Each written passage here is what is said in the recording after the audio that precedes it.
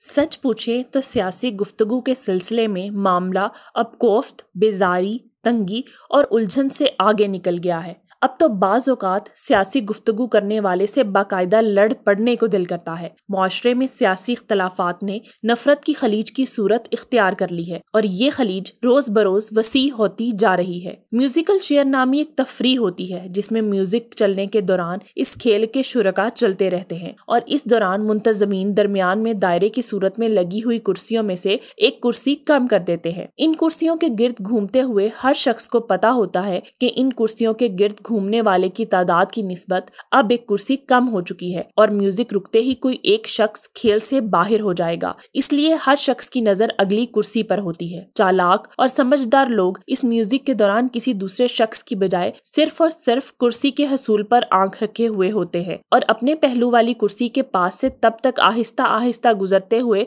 नजरें जमाए रखते हैं जब तक उनसे अगला शख्स अगली कुर्सी से आगे ना निकल जाए और वो इसके गुजरते ही तेज कदमों से अगली कुर्सी के पास पहुंच जाते हैं और ये खेल इख्तिताम तक यूं ही चलता रहता है। इस खेल में किसी को किसी के साथ रियायत बरतते हुए नहीं देखा। ये सिर्फ वक्ती खेल का मामला होता है। हमारे यहाँ इक़्तिदार के खेल में कुर्सी के हसूल के लिए हमारे सियासतदान किस हद तक खुद गर्ज हो सकते हैं, इसका अंदाजा इस बात से लगा लें कि बहुत को इल्म है कि मुल्की मईशियत का तख्ता हो चुका है। दुनिया भर में पाकिस्तान की मुआशी बदहाली और खुदा न खास्ता दिवालियापन की बातें अब मुआशी हलकों में गुफ्तगू का मौजू हैं, मगर हुक्मरान को अपनी कुर्सी के तहफ़्फ़ुज़ और अपोजिशन को कुर्सी के हसूल के अलावा ना कुछ सूझ रहा है और ना ही दिखाई दे रहा है। हम नफरत को नफरत से, बदकलामी को बदकलामी से और अदम बर्दाश्त को जवाबी अदम बर्दाश्त से हल करने की कोशिश कर रहे हैं। तहम्मुल, बुर्दबारी, बर्दाश्त और इखलाकियात तो समझे गोया बिल्कुल किस्सा माजी बनकर रह गई हैं। अब हमारे यहाँ हिज़्ब इक़्तिदार और हिज़्ब इख्तिलाफ एक सियासी जमहूरी मंजरनामे के दो फरीक नहीं बल्कि मुतहारिफ फरीक हैं।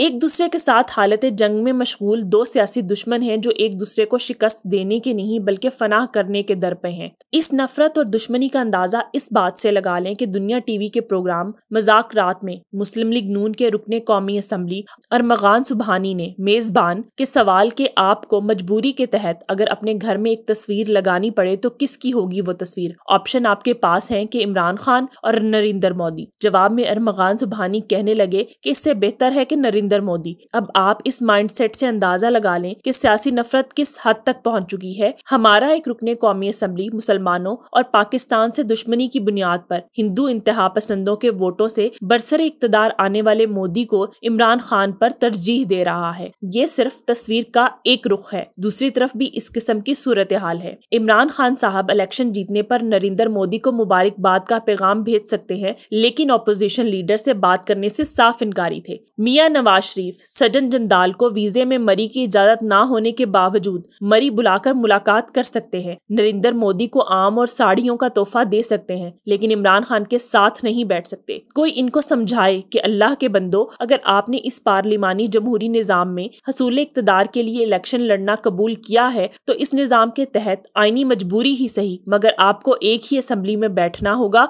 और बाहैसियत कायदे हिज़्ब इक़्तिदार और कायदे हिज़्ब इख्तिलाफ एक दूसरे के साथ बैठकर बहुत से ऐसे जरूरी आईनी मामलात जिनमें बहुत ही अहम आईनी हैसियत की हामिल तकर्रुरियां भी शामिल हैं करनी होंगी। भला ये क्या हुआ कि आप इस आइन के तहत इलेक्शन लड़ें, इक़्तिदार के मजे लें, हिज़्ब इख्तिलाफ के लीडर का प्रोटोकॉल एंजॉय करें और आपस में बैठकर बात करने और दीगर आईनी जिम्मेदारियों का सरअंजाम देने की बात हो तो आप एक दूसरे की शक्ल देखना गवारा ना करें। भले से आप किसी को करप्ट कहें या चोर, आप इसे दिली तौर पर कबूल करें या ना करें, लेकिन आइन के दायरा कार में रहते हुए आपको वो कुछ बहरहाल करना चाहिए जिसके लिए आइन आपको पाबंद करता है। अब ये नहीं होगा कि आप आइन के तहत सारे मजे तो करें और जब जिम्मेदारियों का मामला आए तो आप इससे भाग जाएं। अब इससे बहस नहीं कि मियां शहबाज शरीफ किस तरीके से वजीर आजम पाकिस्तान बने, लेकिन ये बात तय है कि अगर तब तहरीक इंसाफ के अपने ही अरकान कौमी असम्बली लोटे ना बनते तो ये सब कुछ नहीं होता। उनके लोटा बनने की कहानी की जड़ें कहाँ पहुँचती हैं या उनकी डोरियां कहाँ से हिलाई जा रही थी, ये इखलाकियात का मामला है। तब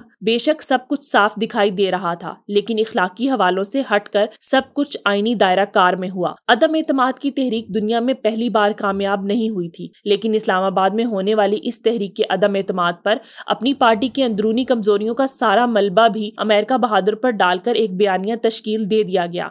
यही हाल हमजा शहबाज की वजारत आला के हल्फ पर किया गया। तब भी अगर पीटीआई के 25 अरकान सूबाई असम्बली लोटे ना बनते तो हमजा शहबाज भला कैसे वजीर आजम मुंतखब होता। इन लोटों को अपने किए की सजा रुकनियत से फरागत और बाद इलेक्शन में नाकामी से खूब अच्छी तरह मिल गई, मगर तब के गवर्नर पंजाब सरफराज चीमा ने अपने मनसब के सर में खूब खाक डाली और अपनी हठ धर्मी और आईनी जिम्मेदारियों के इनहराफ के तुफैल अब वो नए सिरे से इमरान खान की आंख का तारा है। हालांकि वो गवर्नरी से पहले ही अपनी पार्टी की तीसरी सफ के लीडर बन चुके थे। अब यही कुछ मौजूदा गवर्नर पंजाब बलीगुर रहमान ने किया है। उन्होंने वफाक का नुमाइंदा बनकर अपनी आईनी जिम्मेदारियां निभाने की बजाय शरीफ खानदान के जाती गवर्नर होने का सबूत दिया और वही फिल्म दोबारा चलाई जो 3 माह कबल गवर्नर सरफराज चीमा ने चलाई थी। अलबत्ता ये फिल्म अदालत के हुक्म के बाइस खासे छोटे दुरानिये की साबित हुई और बात रात 2 बजे ईवान सदर में वजीर आला परवेज इलाही के हल्फ के बाइस इख्तिताम को पहुंच गई। अगर अदालती अहकामात ना होते तो ये फिल्म अब भी चल रही होती। लोहा लोहे को काट सकता है मगर बदकलामी को बदकलामी से, बदतहजीबी को बदतहजीबी से खत्म नहीं किया जा सकता और हमारी सियासी क़यादत इसी फार्मूले पर अमल पैरा है। कल एक बाखबर दोस्त ने मुझे फोन पर खुशखबरी सुनाई कि आपके एक पुराने दोस्त का नाम पंजाब के मतवक्को वजीरों में लिया जा रहा है। मैंने इस मतवक्को नामजदगी पर हैरत का इजहार करते हुए इस दोस्त से पूछा कि इस मतवक्को वजारत के लिए मेरिट का कौन सा बयानिया सामने रखा गया है। इस दोस्त ने जवाब दिया कि मुल्तान के हालिया जलसे में इसने राना सनाउल्लाह की मूछें उखाड़ने के इरादे का इजहार किया था और स्टेज पर बैठे हुए इमरान खान ने इस इरादे पर बड़ी खुशी का इजहार किया था।